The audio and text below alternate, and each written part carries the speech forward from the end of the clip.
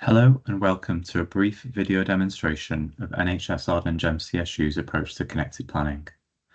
In this video, we do a deep dive into approaches to connected planning looking at productivity specifically.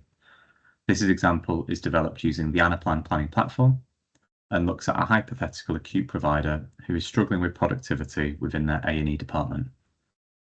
For more information or any questions about what is covered in this video, please send a quick email to agem.integrated-planning@nhs.net. Let's dive in. So in order for an organisation to look at connected planning, they need to start bringing different areas of planning together. So within our connected planning platform, we can hold workforce plans, finance plans, activity plans. And by bringing these core planning domains together, it also allows us to look at other areas such as productivity, efficiency, and reconciliations between the different plans. So the starting point for looking at productivity as part of the planning process is a pre-requirement for the organisation to hold both activity plans and workforce plans. So very quickly, in this example, we show an example of how an organisation is holding plans for their A&E department. So in this organisation, they have 3 different sites. So here we have Woodlake site, historic information about A&E attendances and their associated cost. They could add some baseline assumptions about what they expect the future growth rate of activity to be. And ultimately, if they want to manually adjust a plan, so here we have a forecast of 9,290 A&E attendances in March, they can still choose to manually overwrite this based on other factors within the organisation, as they can also choose to overwrite costs. Alongside setting an activity plan, it's a prerequisite that an organisation should also be able to set a workforce plan. So in a workforce plan, an organisation may set expectations of how many whole-time equivalents they require over different periods of time. They might set this plan based on needs for specific pay bands, specific sites, specific assignment categories, as well as specific job roles. So in this example here, we can see for Woodlake site, they are expecting over FY25 to need 312 whole-time equivalents. But obviously this will vary if they were, say, to look at the number of band 5s required in nursing as a particular specialty. So we kind of go down to nursing. We can see the requirement here for Woodlake is more like 70 whole-time equivalents. Okay. So once an organisation has set a core workforce plan, they're now in a position to look at productivity.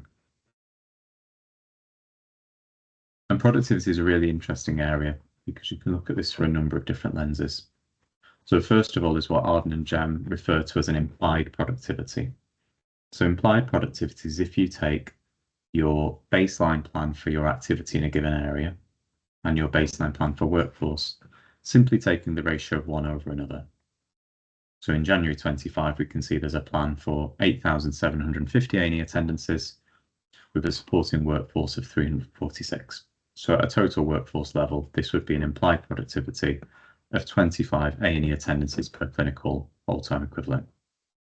Obviously, if you roll this down to specific areas, so say the consultant workforce, where there's a smaller number, this will change the productivity assumption that you're looking at.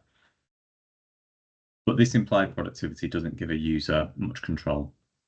So instead, what we advocate in the planning platform is the ability to hold core productivity assumptions that can then be applied.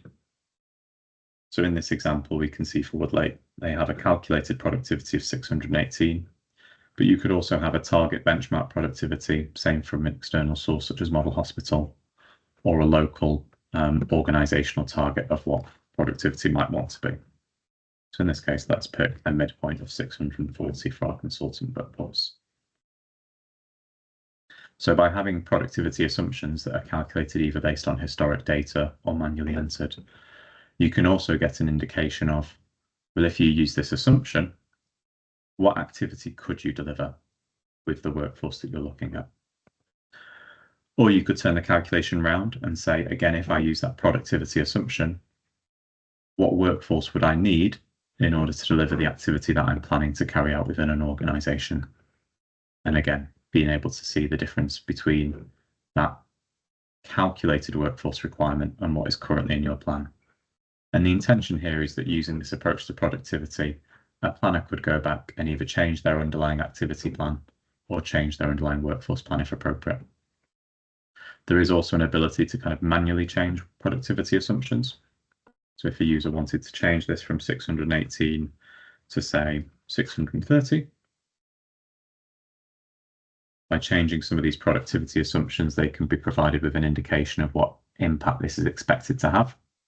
Obviously, increased productivity suggests that you could then potentially deliver more activity. And how is that different from your baseline approach?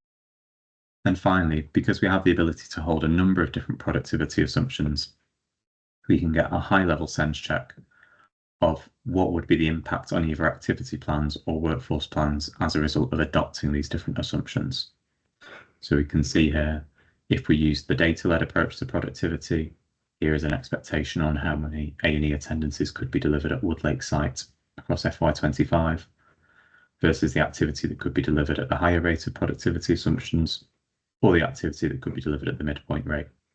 And again, all of this information is completely configurable. So if we wanted to look at nursing and midwifery, potential different sites, maybe over a specific time period, we can see the impact of these.